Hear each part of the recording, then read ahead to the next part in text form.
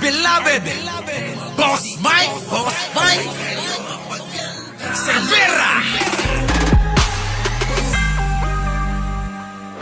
Oh, kita nyo mga kababayan ko.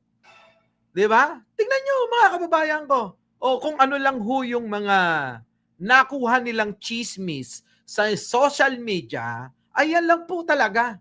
Di ba? Yung kanilang pinagbabasihan. Hindi po tulad ng dapat po mga kababayan, sasabihin ko nga sa inyo, na hindi po lahat ng mga napapanood, naririnig, nababalitaan nyo, ay yun yung buo na katotohanan, maliligaw po tayo. Di po ba? Kaya ang pinaka mabigat, mas matindi, sinasabi ko kanina, mag-antay po tayo kung ano ba talaga yung pong gustong mangyari ni Pangulong Bongbong Marcos. Di ba? O tulad niyan, mga kababayan ko, di ba? Sila, totoo mga ito, abay nagdiriwang mga kababayan eh. Kung ano-ano ho sinasabi kay General Torre. Tapos mga kababayan, maisip-isip nila kalaunan, aba, mga kababayan ko eto ho tingnan nyo mga kababayan ko eto na ho yung mga pinopost. Ito ho mga kababayan sa opisina pa ho ito ni Sara Duterte, mga kababayan Tingnan nyo ho mga kababayan ko. Yan. Sabi rito mga kababayan ng isang aso ni Sara Duterte, mga kababayan, please don't be too happy. Masyak na lang kayo, baka magiging NBI director yan si Torre, which is more nakakatakot. Nako, butik na yan. So mga kababayan, sa opisina yan ni General ni Sara Duterte. Oo, si Tio Moreno mga kababayan, aso ho yan ni Sara Duterte Mga kababayan, baka akala nyo, 'di ba? Ngayon po, mga kababayan ko, matapos nilang magsaya, mga kababayan, wag na ho tayong magpakita ng napakarami pa na mga video at mga kung ano-anong mga post nila. Makikita nyo naman po yan sa social media, mga kababayan. Nakaani po ito ng reaksyon na 7.2K. 7.2K reaction ito mga kababayan.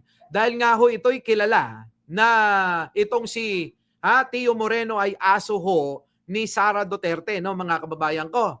Nakaani po siya ng 7.2 thousand. Nako, na reaction dito. Ngayon, mga kababayan ko. Ngayon ba naiisip na nila kung ano yung plano ni Pangulo?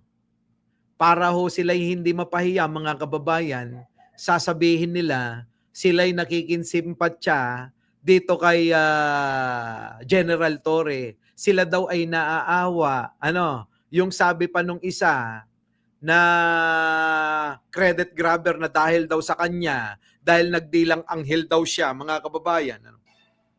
Kaya daw ho nangyari yan sa kanya. Mga kababayan ko, meron pong malupit na dahilan ng Pangulo rito. Maniwala kayo.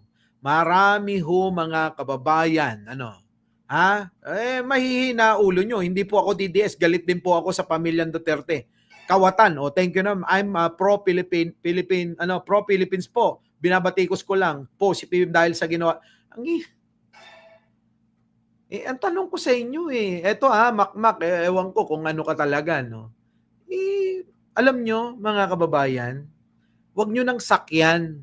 Wag nyong sabihin na si Pangulong Bongbong Marcos ay wala pang napapatunayan sa mga diskarte niyan. Sige nga ho, mga kababayan ko. Sino ho makakapagsabi sa inyo, mga kababayan, na wala pang napapatunayan si Pangulong Bongbong Marcos sa kanyang mga diskarteng tahimik lang? Sige nga ho. Nako, mga kababayan. 'Di ba? Mag-like na ho muna kayo mga DDS na nandiyan diyan. Comment lang kayo ng comment pero wala naman kayong like diyan. Mag-like muna kayo. So ngayon, mga kababayan sa matatalinong tao, sabi ko sa inyo, ulitin ko lang, yun ang kayang gawin eh. Kung paano mag-isip ng diskarte, mga kababayan, kung paano labanan ang mga kawatan, ang mga kalaban, at higit sa lahat, itong problema ngayon sa flood control scam. Ngayon, mga kababayan ko, eto, bibigay ko sa inyo. Para ho maliwanagan yung inyong mga isipan. Itong matalinghaga na sinasabi ho ni Attorney Claire, kanina ko pa ho sinasabi, no, mga kababayan ko. Oo, ha? Mabigat na trabaho, eka. Oo, mabigat na trabaho ang ipapagawa kay General Torre. Sabing ganun, mga kababayan. Oh, di ba? Oh, eto na, mga kababayan ko. Oh, pasok! General Torre, no? Pakinggan nyo hong maigi muna, mga kababayan, at bibigyan natin to ng reaksyon. Pero mga kababayan ko, huwag nyong kalimutan na mag-like, mag-share, at mag-subscribe, ano? Mga kababayan, oh, eto na, pasok, Attorney Claire. Pag-aralan nyo hong maigi ito. Dahil po pagkatapos na ito, bibigyan ho natin ng malupitang reaksyon, ano? Oh, at ikukonekta natin, mga kababayan, sa mga nagdaang mga vlog natin kahapon. Ano po? Oh, eto na. Sana si General Torre, no? At may ibibigay kasi sa kanyang pwestong napakabigat na sana matanggap niya. Kasi yun talaga yung balak, yun talaga yung gusto na ipagawa ng Pangulo. Nako! Mabigat yung posisyon, mabigat yung trabaho na siya lang. Oh, yun, isa pa. Mukhang siya lang ang makakapagtrabaho. No? Diba? Yun kasi yun nasa plano ng Pangulo. I believe PBM sa plan. Yes. Sabi ni Dina. Yeah, oo. Siguro ganito na lang, mga ka-clear. As much as we feel confused and angry, I trust that the President's prerogative. Yes. Kailangan nating magtiwala sa Pangulo kasi hindi niya to gagawin kung hindi ito yung nararapat. At may isang ipapagawa kay General Torre na mabigat. So mga kababayan, naunawaan nyo po ba? Naunawaan nyo po ba ito, mga kababayan? Hindi naman ho, mga kababayan, maitatago kay Attorney Claire Castro yan dahil alam naman natin na tagapagsalita ng Malacanang yan. Di ba? So si Attorney Claire Castro ay isa rin, mga kababayan, sa po pwede nyo hong kuhanan ng mga balita na hindi ho kayo maliligaw. Di ba? Maliligaw. Oh, eto, bigyan natin ng reaksyon, mga kababayan ko. Pasok! Sana si General Torre, no? At may ibibigay kasi sa kanyang pwestong napakabigat. Sana si General Torre ay tanggapin etong ibibigay sa kanya na trabaho na napakabigat. Isipin nyo maigi yan, mga kababayan. Na sana matanggap niya. Na sana tanggapin niya, matanggap niya. Mga kababayan. Kasi yun talaga yung balak, yun talaga yung gusto na ipagawa ng Pangulo. Nako! Yun talaga yung gusto. Yun talaga yung balak. Ha? Hindi nyo pa ba magigets yan, mga kababayan ko? Hindi ho itinapon basta-basta itong si General Torre. Hiwag ho kayong maniwala sa mga gunggong tatanga-tanga na nililito yung inyong dapat na pinaniniwalaan. Tulad ho ng mga DDS, marami ho ngayon nagpapanggap na sila daw, mga kababayan, ay hindi naman kami DDS.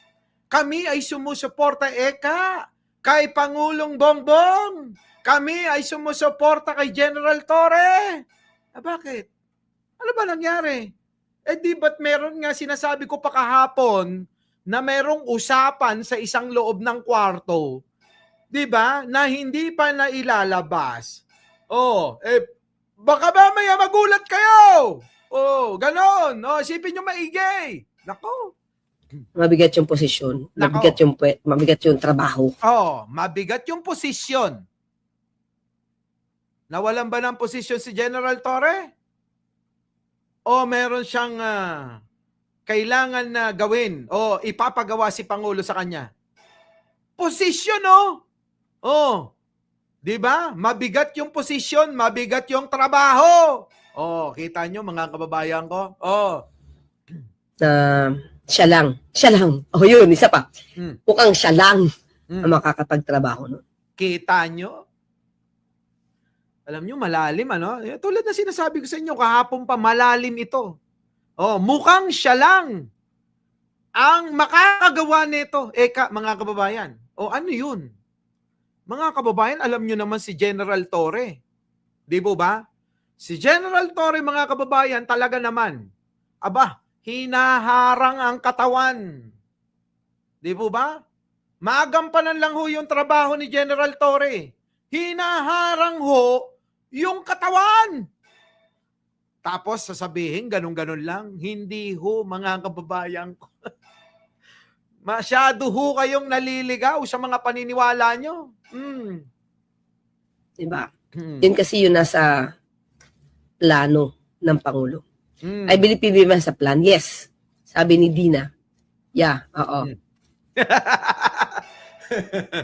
May plano. Ayan sinabi na mismo mga kababayan, may plano. Oh. Yun nasa plano ng Pangulo. Okay, I believe PBBM sa plan. Yes. May plano si Pangulo, mga kababayan ko. Ngayon, mga kababayan nga, sinasabi ko nga sa inyo, isa ho dyan, yung inaalok ay yung National Bureau of Investigation. Dahil usap-usapan na ho sa Bureau na si General Torre na nga raw ho, yung uupo kapalit ni Santiago. Mga kababayan, baka na kay General Torre na ho yung bola. Kung ano yung kanyang magiging pasya. Ayan napakaliwanag na sinasabi ni Attorney Claire. Ewan ko sa inyo kung nagigets nyo to, pero maliwanag na maliwanag ho ito. Sabi ni Dina. Yeah, oo. Siguro ganito na lang, mga ka-clear. As much as we feel confused and angry, I trust that the President's prerogative. Yes. Siyempre, mga kababayan, prerogative ng Pangulo yun. Kayo, mga kababayan, alam nyo dito, makikita nyo na ho yung mga tao. Yung mga pinapanood ninyo, yung mga hinahangaan ninyo, kung sila ba talaga ay loyalista o sila'y talagang totoo na sumusuporta kay Pangulo o di kaya, mga kababayan, ay ginagamit lang ang Pangulo para ho sa pansariling interest din nila. Tama ho, mga kababayan. Pero tayo, mga kababayan, permis ho tayo. Hindi po tayo aalis sa tabi ni Pangulo dahil ako po, bilang taga-suporta niya, mga kababayan, ako'y naniniwala na si Pangulong Bongbong Marcos ay nasa tama. Hindi man po natin maintindihan, maunawaan ngayon dahil po ang pamumuno sa bansa ay maraming pasikot-sikot at hindi kinakailangan, mga kababayan, na maalam at mapaghandaan ng mga kalaban kung ano yung pinaplano niyan. Nagets nyo? Naku, ewan ko. Diba? Mga kababayan ko, pag-isipan yung maigi yung sinabi ko. Ang pakikipaglaban sa laban ni Pangulo ay hindi ho lahat kailangan nakalatag sa inyo. Diba? Sabi tuloy ni Addictus Rix PBBM is not a weak gaya ng gustong palabasin ng iba. Kung weak nga yan dapat noon pa nila na patanggal Ulitin ko lang para maliwanagan yung mga utak nyo. Hindi ho lahat ilalatag kung ano yung mga plano. Kasi mapapaghandaan ng mga tao na nais labanan, kalaban ni Pangulong Bongbong Marcos. Nagigets nyo ba? Wala na ho kayong pagkakaiba sa mga tatangat mangmang na gusto, mga kababayan, nakalahad na parang dyaryo. Hindi ho ganon. may reservation ang Pangulo na hindi nyo lahat po pwedeng malaman. Nating lahat, hindi natin po pwedeng malaman kung ano man yung mga plano na yan. Kasi nga mga kababayan ko, alam nyo kung ano? Mababasa ng kalaban. Yun lang ho yan. Oh. No, si Atty. Claire, panoorin nyo. Oh. Kailangan nating magtiwala sa Pangulo kasi hindi niya to gagawin Oh. kung hindi ito'y nararapat. Kita nyo? Kailangan nating magtiwala sa Pangulo dahil hindi niya ito gagawin kung hindi ito yung nararapat. Putik na yun, liwa-liwanag. Di ba mga kababayan ko? Ayan. Kailangan natin magtiwala kay Pangulo dahil hindi niya gagawin ito kung hindi ito yung nararapat. Naku. Tagapagsalita ng Malacanang na ho yung nagsasalita. Masyado yata kayong napanghihinaan at masyado yata kayong nagpapadala na sa mga emosyon ninyo. Sabi ko nga madalas dito, huwag unahing magdesisyon ang emosyon para sa desisyon nyo. Unahing magdesisyon ang utak bago ho yung emosyon. Kaso na, nakakaawa kay General Torre. Anak ng pating kayo. Kawawa naman siya, basta-basta na lang siya itinapon bigla. Anak ng pating naman niya, no? Kung ito ngang si General Torre ay talaga namang sinugal ang buhay niya, paano naman kaming mga nagbablog, para sa kanya? Naku po, kinang-inang mga katwiran yan. Tatanga. Sa totoo lang. Ang tatanga. Mga kababayan ko, isipin nyo maigi muna. When emotion are high, intelligence is low, sabi nga nito ni Atty. Claire Castro. Di ba? Boss Mike pa ulit-ulit. Kailangan talaga ulit-ulitin Ano,